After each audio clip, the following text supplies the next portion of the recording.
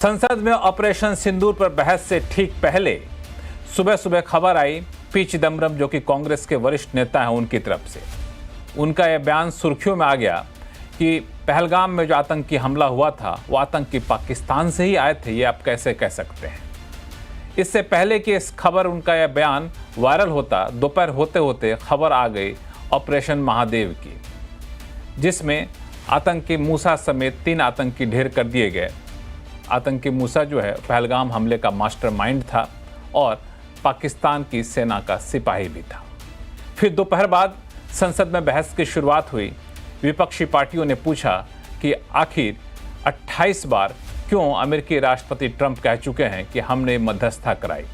जवाब आया कि यहाँ पे जब से ऑपरेशन सिंदूर की शुरुआत हुई थी उसके बाद से लेकर अब तक कभी भी 22 अप्रैल से 17 जून तक प्रधानमंत्री मोदी और ट्रंप के बीच कोई बातचीत हुई नहीं थी। फिर सवाल उठा कि भारतीय सेना कितने विमान गिराए गए। जवाब आया कि परीक्षा में रिजल्ट देखा जाता है, पेंसिल टूटता है तो ये नहीं देखा जाता है।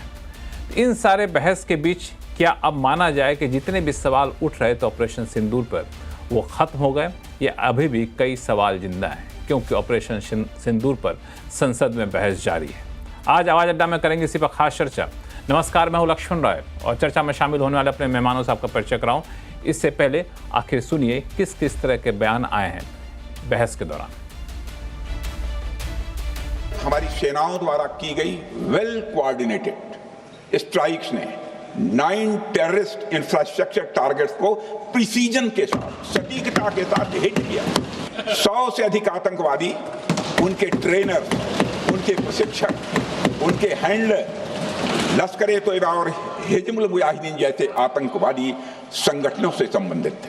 आपको प्रश्न पूछना है तो यह प्रश्न पूछिए कि जिन आतंकियों ने हमारी बहनों, हमारी बेटियों का सिंदूर मिटाया, क्या हमारी सेनाओं ने ऑपरेशन सिंदूर में उन आतंकियों के आकाओं को मिटाया? तो इसका उत्तर है हाँ। और आपको प्रश्न पूछना है तो यह पूछिए, आपको प्रश्न पूछना है तो यह पूछिए कि इस ऑपरेशन में क्या हमारे जाबाज सैनिकों को कोई क्षति हुई है? तो उसका उत्तर है नहीं।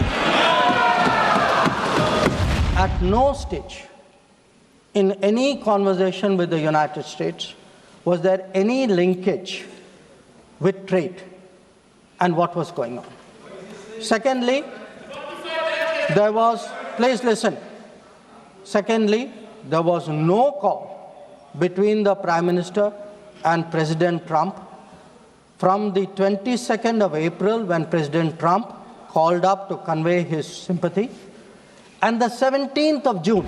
भारत देश का शपथ लिया हुआ विदेश मंत्री यहाँ स्टेटमेंट कर रहा है, उस पर भरोसा नहीं है, उनको किसी और देश पर भरोसा है। मैं समझ सकता हूं उनकी पार्टी में विदेश का महत्व क्या है, मगर इसका मतलब ये तो नहीं है पार्टी की सारी चीजें यहाँ सदन में आकर थोपे। भारत के विदेश मंत्री पर भरोसा नहीं करोगे? ओथ लिया हुआ व्यक्ति यहाँ पर बोल रहा है, ही इज रिस्पॉन्सिबल।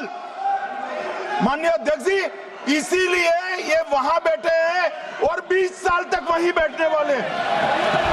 पूरा देश प्रधानमंत्री मोदी जी के साथ था, विपक्ष प्रधानमंत्री मोदी जी के साथ था, और अचानक 10 मई के दिन पे हमारे राष्ट्रदूत कहते हैं कि हम पाकिस्तान पर हमला करेंगे, और शाम के 10 मई को सूचना आती है कि पाकिस्तान के साथ अब युद्ध पर हम परिणाम दे रहे हैं, सीज फायर हो गया।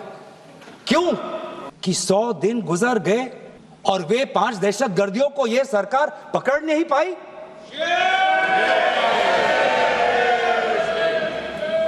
तो ये पक्ष का जवाब, विपक्ष का वार अगले 24 घंटे तक कम से कम और चलने वाला है। लेकिन इस बीच कई सारे बयान यहाँ पर आ चुके हैं, सरकार की तरफ से, विपक्षी पार्टियों की तरफ से भी। इन बयानों को क्या मतलब निकाला जाए, आज आवाज़ अड्डा में इसी पर करेंगे चर्चा। और हमारे साथ विशेष मेहमान इस चर्चा में जुड़ रहे हैं। बीजेपी के प्रवक्ता सैयद जफर इस्लाम साहब हैं, कांग्रेस के प्रवक्ता पूजा त्रिपाठी जी हैं, समाजवादी पार्टी के प्रवक्ता आशुतोष वर्मा जी हैं, डिफेंस एक्सपर्ट मेजर जनरल के सिन्हा साहब कुछ ही देर में जुड़ेंगे, और राजनीतिक विश्लेषक शुभांकर मिश्रा भी हैं, जिनको सेना का भी एक लंबा अनुभव है। शुरुआत में सैयद जफर इस्लाम साहब आपसे मैं करना चाहूँगा, जब से ऑपरेशन सिंदूर एबेंस में डाला गया है, स्थगित किया गया है, तब से लेके कई सारे सवाल विपक्षी पार्टियों की तरफ से उठ रहे थे और अब संसद में बहस की शुरुआत हुई, उसके कुछ जवाब अब तक आ चुके हैं, चाहे रक्षा मंत्री की तरफ से हो, चाहे विदेश मंत्री की तरफ से हो। अभी कई घंटे की बहस यहाँ पे जारी है। ये इस बहस को किस नैरेटिव के साथ आप लोग पेश करना चाहते हैं? देखिए, नैरेटिव्स के साथ नहीं पेश करना चाहते। देश की जनता को सच्चाई मालूम है, लेकिन फिर भी जब अगर विपक्ष सवाल उठाता है तो उनको भी सच्चाई से अवगत एक बार फिर सदन के पटल पे कराना चाहता हूँ। पूरी दुनिया जानती है, पूरी दुनिया ने इस बात को सराहा कि टेररिज्म के खिलाफ, आतंकवाद के खिलाफ जिस तरह से भारत लड़ाई कर रहा है और जिस तरह से हमने एक डिसाइसिव एक्शन लिया और पूरे दुनिया को के सामने पाकिस्तान को बेनकाब किया, तो उसमें पूरे दुनिया ने हम इस बात पे हमारे साथ खड़े रहे कि आतंकवाद के खिलाफ लड़ाई करनी है।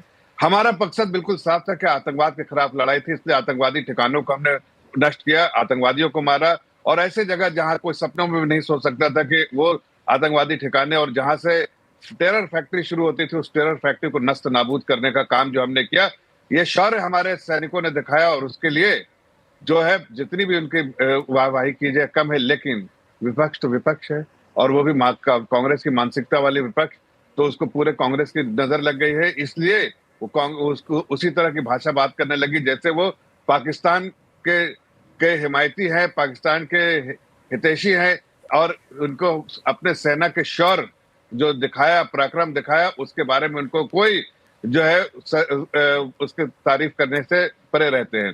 तो ऐसे में आज पूरी जानकारी उनको दी गई है। उन्होंने कहा कि भाई कहाँ गए वो आतंकवादी, मार के गए, तो आज देखिए, आज ऑपरेशन महादेव में वो आतंकवादियों को भी नस्त नाबूद कर दिया गया।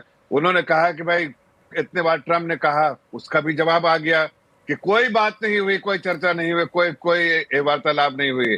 ट्रम्प अपने से कुछ भी बोलते रहे, उस पर हम कोई लगाम नहीं कर सकते, ये वो इंडिविजुअल है, वो यूएस के प्रेसिडेंट है। लेकिन हमारा काम जो है सदन के पटल पे सच्चाई रखना कि ट्रम्प से और आदरणीय प्रधानमंत्री जी से कोई वार्तालाप नहीं हुई थी। और ये भी बता दे कि हमने शुरू से कहा था, डे वन से हमारा एक ही था, हम कोई पाकिस्तानी नेशनल्स के साथ, उनके आर्मी के साथ कोई लड़ाई हमारी नहीं थी, हमारी आतंकवाद के साथ लड़ाई थी। और लेकिन जब आर्मी ने अपनी नादानी की, तो उस नादानी का भी जवाब हमने मुंहतोड़ जवाब दिया और उसको घुटने पे टिका दिया। यही हमने बताया था पहले भी, यही दुनिया जानती है, यही पाकिस्तान जानता है, लेकिन हमारे विपक्ष वाले इस सच्चाई से दूर रहना चाहते थे। आज उनकी भी आंखें खुल गई होंगी और अब इस तरह की बेतुकी बातें करना बंद करेंगे। बाकी जो कसर बची है, जब प्रधानमंत्री जी बोलेंगे, गृह मंत्री जी बोलेंगे, तो और इनकी जो है आवाज बंद हो जाएगी। मुझे ऐसा करते हैं जफर इस्लाम साहब,